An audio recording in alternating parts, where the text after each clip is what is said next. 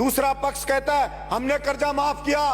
अरे चर्चा इस बात की होनी चाहिए कि 75 साल के बाद भी ये किसान कर्जदार क्यों है। कोई भीख नहीं मांग रहा आपसे कि उसको कर्जा के जरा सा माफ कर दिया, ऐसे दिखाया जाता है पता नहीं क्या कर दिया। सभापति महोदय, जब तक उसकी फसल का दाम नहीं मिलेगा तब तक उसकी स्थिति सुधर नहीं सकती। जब तक उसके खेत को पानी नहीं मिलेगा, उसे बिजली समय पर नहीं मिलेगी, उसे बीज खाद नहीं मिलेगा, तब तक अपन केवल सहानुभूति नहीं बटोर सकते कि हमने कर्जा जरा सा माफ कर दिया, ऊंट के मुंह में जी रहा है वो। सभापति महोदय, मैं कुछ आंकड़े रखना चाहता हूं सदन में। 1967 में आईएएस की सैलरी हुआ करती थी 250 रुपए, जो आज वो 3 से 3.5 लाख रुपया महीना हो गई है।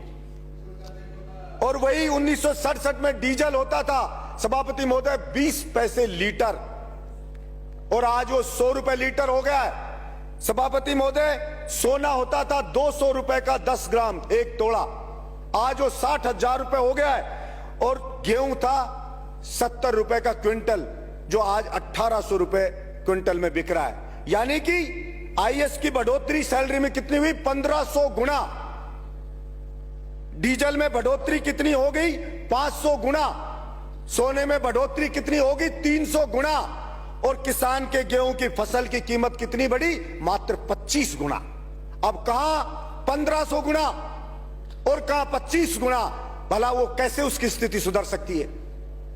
हर चीज की महंगाई बढ़ गई है, कृषि के उपकरण है उनकी महंगाई बढ़ गई है, लेकिन उसकी फसल को नहीं खरीदती सरकारें। अब गेहूं पे 10% बढ़ाइए, 200 ये कह दिया 2110 रुपए। सभापति महोदय, हमारे मंत्री जी हैं, खुद किसान हैं, वो जानते हैं कि खर्चा गेहूं पे 1 बीघा का खर्चा किसान का आता है 1800 रुपया बीघा पे आता है। 18 जैसे एक जो क्विंटल पर 1800 और 18,000 रुपया 1 बीघा पे आता है। मात्र 10 क्विंटल के लगभग गेहूं पैदा होता है।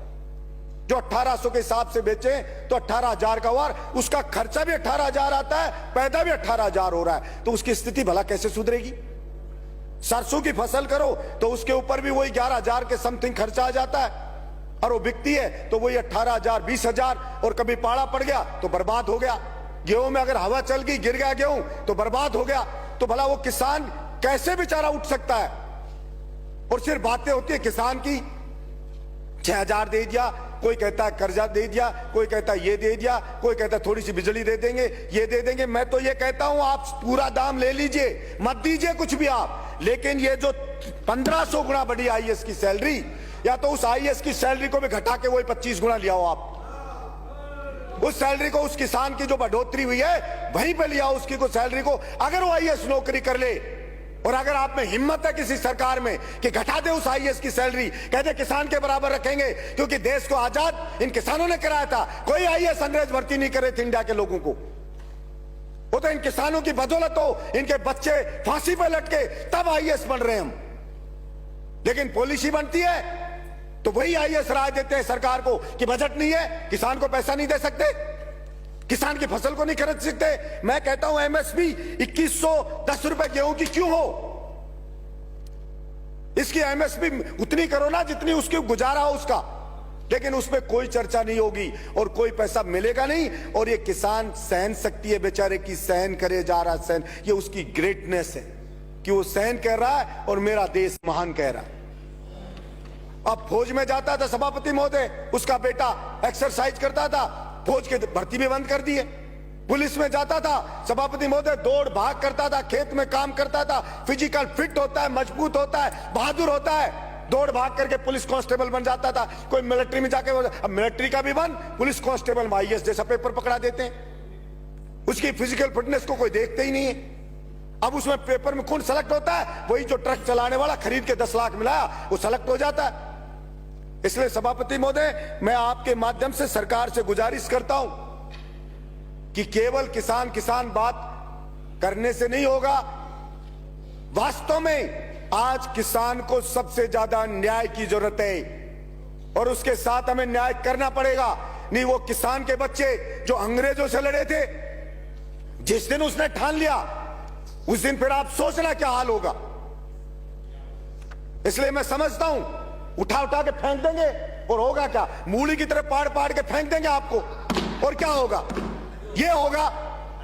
इसलिए कभी कभी उस किसान की हिम्मत को न ललकारे सरकार कि वो लड़ नहीं सकता या अपना हक हासिल नहीं कर सकता।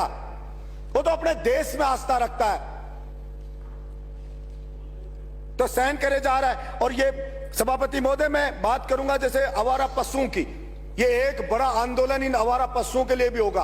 किसान की फसल को खा रहे हैं ये रोजड़े, सुअर, आवारा। और मैंने पहले भी कहा, अरे आदमियों की नसबंदी करते हो, इनकी नसबंदी करके ही रोक दो। हम छोटे बच्चे थे तो बछड़ों की नसबंदी करवाता था किसान।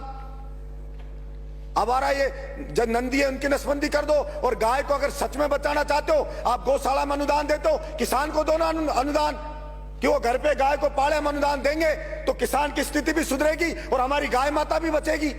लेकिन किसान को तो देना नहीं चाहते, क्योंकि सब जानते हैं अगर उसके पास, अगर उसकी रोटी पेट में आ गई, उसको थोड़ा जीने का मिल गया तो सोचने लग जाएगा वो कि कौन क्या कर रहा है। वो आईएएस हजारों करोड़ रुपए खा रहे, फिर भी 1500 गुना सैलरी बढ़ा रहे हो।